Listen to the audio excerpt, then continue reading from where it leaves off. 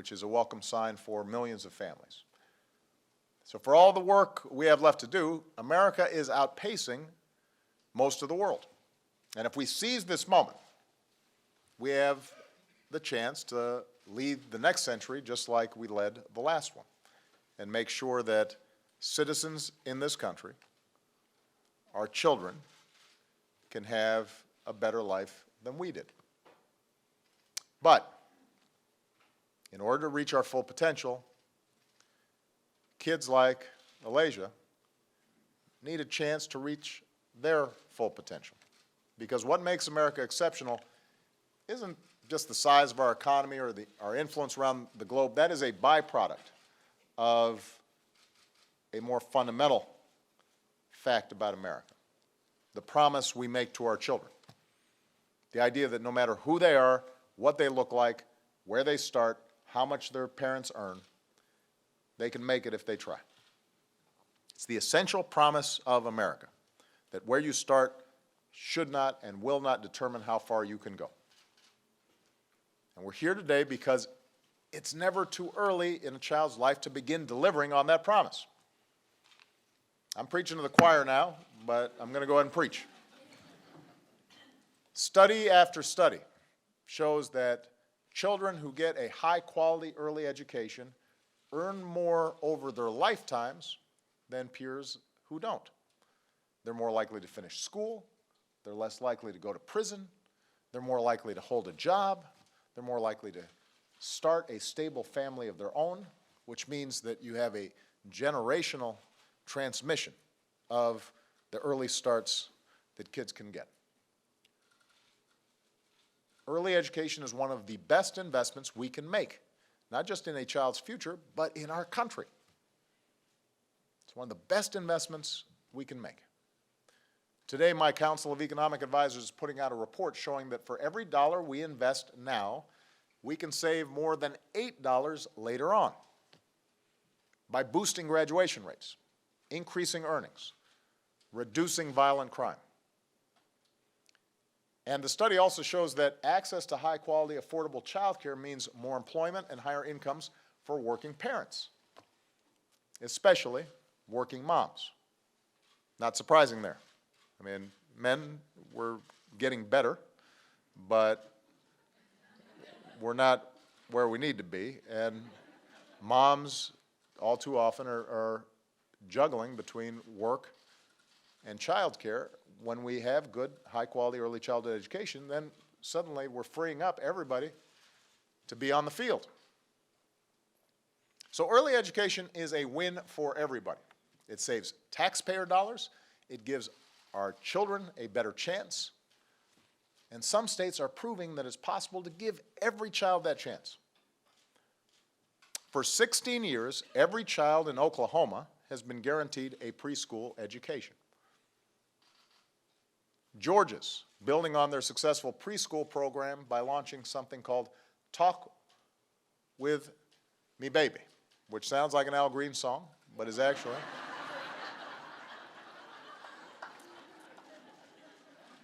I'm not singing.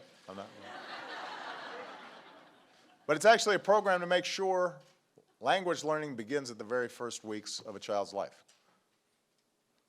Now, let's face it, Oklahoma and Georgia are not places where I do particularly well politically. They're not known as wild-eyed liberal states. But it just goes to show you that this is an issue that's bigger than politics. It's not a red issue or a blue issue. It's about doing what's best for our kids, for our country, and that's an American issue. And we've had some terrific Republican as well as Democratic governors and mayors who've really taken leadership on this issue because they recognize it's a good investment. And that's why in my 2013 State of the Union address, I laid out a plan to make sure our children have every opportunity they deserve from the moment they are born. And I asked Congress to work with me to make high-quality pre-K available to every 4-year-old in America. Now, Congress hasn't gotten that done yet, but Democrats and Republicans came together to take some steps in the right direction with new grants that will expand preschool for children across the country.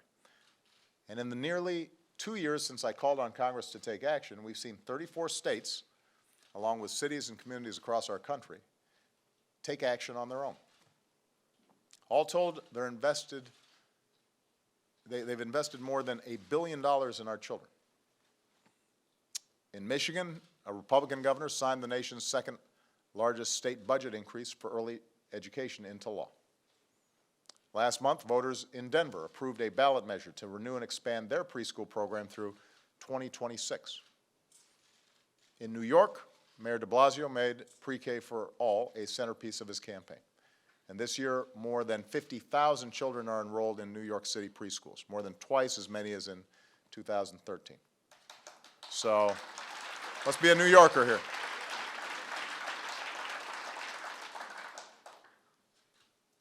So we're making progress.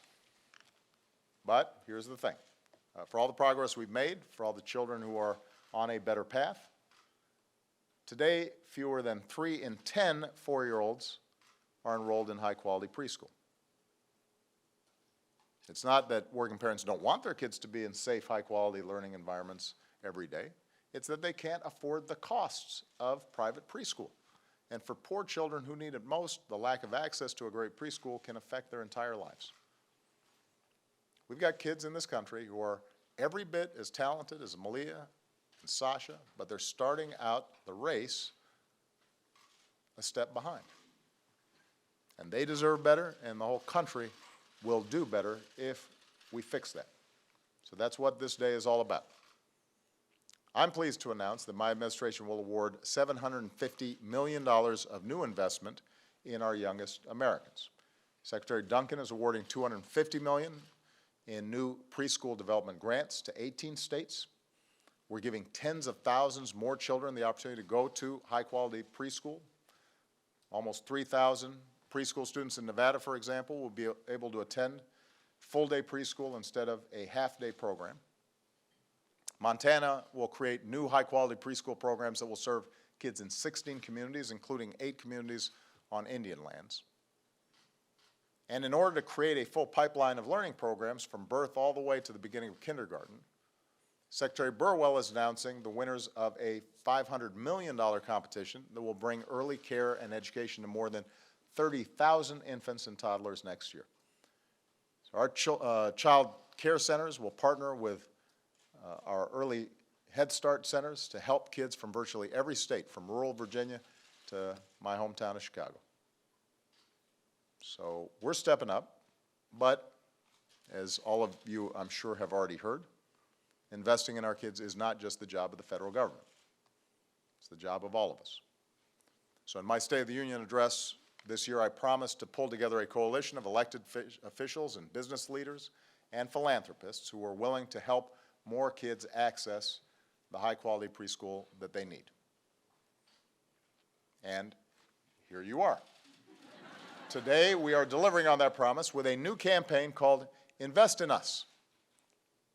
I want to highlight a few commitments that have been made by people in this room because I think it shows how much interest there is in this issue, how much evidence there is behind making the kinds of investments for our kids that we're talking about. So first of all, you're bringing entire communities together on behalf of children. In Northeast Ohio, for example, Cuyahoga County, the city of Cleveland, local schools, businesses, foundations, and child welfare agencies have all embraced a single plan to ensure that all 3- and 4-year-olds have access to high-quality education. So today, the greater Cleveland community is announcing $10.2 million in new investments in early childhood programs. And that's going to make a difference. Susie Buffett is leading an effort that will invest $15 million in Omaha.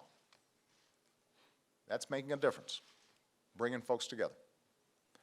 Second, as important as preschool is, you're working to make sure our great education starts even earlier. The George Kaiser Family Foundation reaches out to new parents in Tulsa with a hospital visit before the baby even goes home. After that, they provide parenting classes and literacy programs all the way through a child's 3rd birthday because they believe that every parent can be a teacher and every home can be a preschool.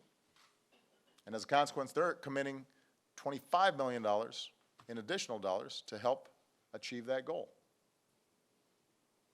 Number 3, You're supporting early childhood education programs that we already have. So the Foundation for Child Development is working with the New York City Department of Education to help train early learning teachers. And Disney's giving away $55 million worth of books and apps for young learners. And judging by trick-or-treating here at the White House this year, if Disney wanted to throw in some of those princess costumes from Frozen, that will make a difference. I mean, there were a lot of else's. They just kept on coming, sort of nonstop.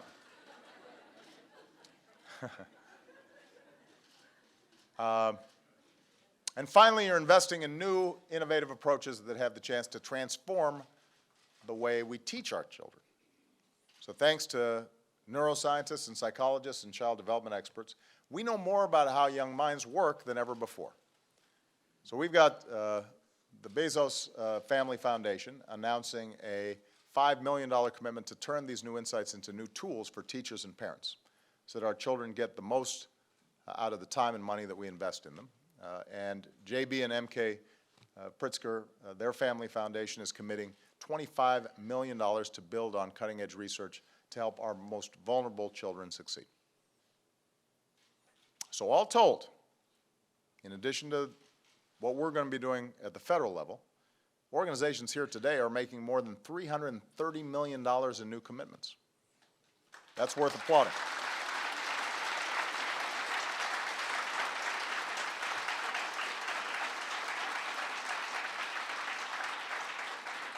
And that's pretty extraordinary. That's real money. Even in Washington, that's real money. But it's also just the beginning. So I'm calling on all Americans across our country to make their own commitments to our children. And I'm asking our members of Congress for their commitment as well. Outside Washington, giving our children a fair shot from the earliest age is a priority that crosses party lines. So I hope that the new Congress next year will work with me to make pre-K available for all of our kids. It will not just grow the economy for everybody, it will change young lives forever. Just ask Chuck Mills. Where's Chuck? Chuck's here. There's Chuck right there. Chuck was born in 1962. Youngest of 6 children, raised by a single mom. A lot of the kids in the neighborhoods where Chuck grew up did not finish school, and a lot of those young people ended up in prison. But in 1966, Chuck's mom saw a flyer at a church for a new program called Project Head Start. Chuck became part of just the second class of Head Start students. And 2 years later, he had learned so much that he skipped kindergarten and went straight to first grade. And Chuck's been overachieving ever since. Graduated from the U.S. Naval Academy. Captain Mills piloted Marine One for 2 different presidents. That is something that you want the best people for. Today, Chuck is the founder and CEO of not 1, but 2 companies in Northern Virginia. My life, Chuck said, could be summed up in the words, wasn't supposed to. Wasn't supposed to. Well, that's not just Chuck's story, that's America's story. America's a nation that wasn't supposed to. Our entire story is improbable. All of us are here because this country gave someone in our family a chance to beat the odds. None of us were supposed to. Those of us lucky enough to share in this country's promise now have a responsibility to ensure that for all the young people coming behind us who aren't supposed to, that they have those same opportunities. There are a whole bunch of Chucks out there, all across the country. We have to invest in them. We have to invest in our communities. We have to invest in us. And if we do that, we give every child the same chance that we got, then America will remain the greatest nation on earth. And I thank all of you for the extraordinary efforts you are making in fulfilling that promise. All right? Thank you. God bless you. God bless America. Thank you.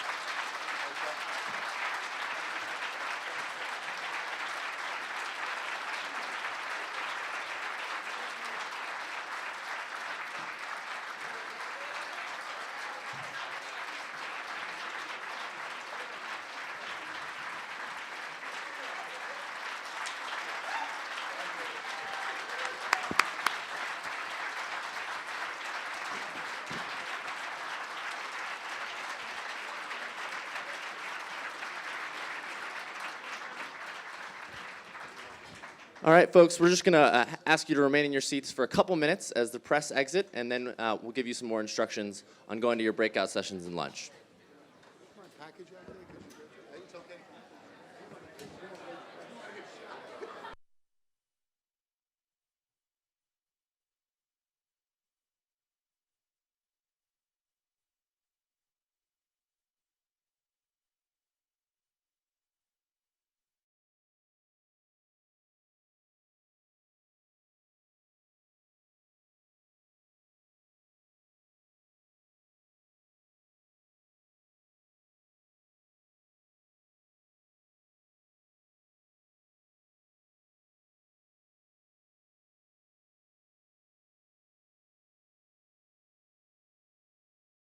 On our facilities and our people in Iraq. Many, many attacks in Afghanistan. In Herat last year, we had a horrific attack with 2 truck bombs, 8 suicide bombers trying to kill our people at the consulate in Herat. Our security systems worked. We killed all of them. We lost, tragically, some third country national guards, security guards, and some Afghan police officers, but no Americans were killed in that. As been alluded to here, at the same time as the Benghazi attack, we had huge crowds and mobs that were coming over our facilities and attacking our facilities in Cairo, in Tunisia, and in Sudan. And in the last 2 posts, 8.5 hours before the host country came to our support, our facilities held and no Americans were injured. We have had and lost certain Foreign Service officers and one-off attacks, lone wolf types of attacks, including John Granville in Sudan not too many years ago. We've had RPG attacks, truck bomb attacks, car bomb attacks on our motorcades. We have had aircraft that have been shot at. We have had almost innumerable attacks on our facilities over the last 20 years, and you are right, they're going up. It is a challenge. I would first say that it's a testament to the Foreign Service that our officers still want to get out and implement the important Foreign Service goals that we have to. It is a testament to their willingness to take new types of training and for the Department to take on these security risks. Congress has been a very important partner in how we have met these risks, particularly since the 1998 bombings in Dar es Salaam and Nairobi, and we appreciate that. We'll continue to work on these things, but I don't think it's a surprise to anybody that we're living in a world that has a high degree of instability in many countries.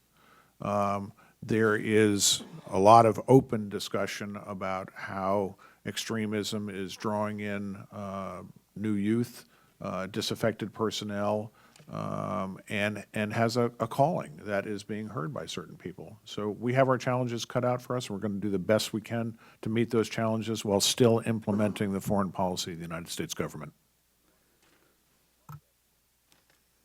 Well, thank you, Mr. Starr. Let me drill down on a couple specifics that I think have manifest themselves in light of this increasing threat environment and increasing number of high-risk posts, and that is more people that are on temporary assignment and people that are of short duration in some of these high-security threats.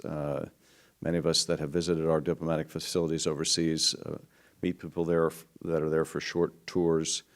You talked about one way of trying to fill the gap with retirees. Why is it, I mean, it may be desirable to bring in the retirees who have great experience, but why is that necessary? Are we having trouble attracting enough personnel to go to these high-threat posts? Is there a mutually reinforcing cycle where people who go to a high-threat post therefore get recommendations from people in those posts for future assignments and are kind of locked into high-threat posts? What is the impact on our personnel of the proliferation of dangerous places where they work? Congressman, the situation that we face is that most of these high-threat posts are unaccompanied. We're asking more and more of our personnel to take unaccompanied tours away from their families for longer periods of time. Generally, these have been one-year tours, but we're now at a point where we're asking more of our officers to serve 2-year unaccompanied tours overseas without their families. We have rotated many of our Foreign Service officers and many of my security agents and my security personnel through multiple hardship tours without their families at these high-threat posts at this point. The Foreign Service has a certain amount of personnel.